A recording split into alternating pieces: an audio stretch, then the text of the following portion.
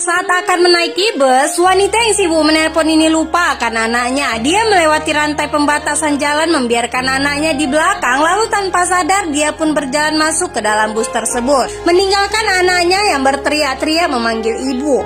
Namun wanita ini sama sekali tidak mendengar, dia masih asik menelpon sembari mencari tempat duduk. Sementara anak malang ini menangis bersedih karena ditinggal oleh ibunya. Dia bingung harus bagaimana.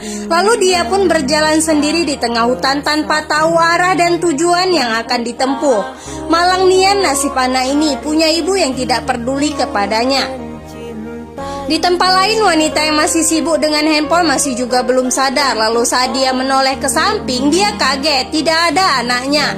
Barulah dia panik kemudian mencari di dalam bus namun tak bertemu. Lalu bertanya kepada seorang penumpang, apakah dia melihat anaknya? Namun penumpang tersebut mengatakan tidak. Wanita ini semakin cemas dan khawatir dengan nasib dan keberadaan anaknya. Kemudian berteriak kepada Pak Supir supaya menghentikan bus ini.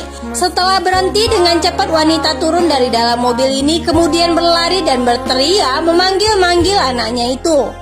Wanita ini berjalan mundur untuk kembali ke tempat awal di mana dia dan anaknya sedang menunggu bus. Sekarang barulah dia menyesal. Akibat sibuk bermain handphone, dia telah kehilangan anaknya.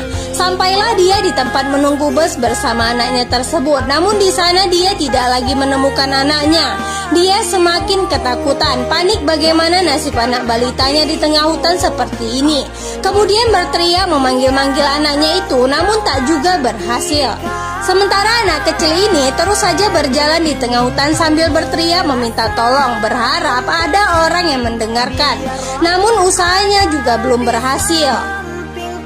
Setelah jauh mencari anaknya, sampailah wanita ini di tengah hutan. Lalu di sana dia melihat anaknya berjalan ke sebuah rumah di dalam hutan itu.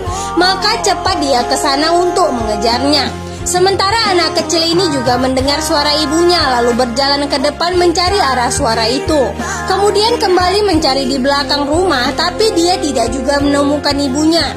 Rupanya wanita ini berlari mengelilingi rumah tersebut, begitu juga anaknya, maka mereka tidak bertemu. Hingga membuat wanita merasa stres dan hampir putus asa, dia pun terjatuh pingsan.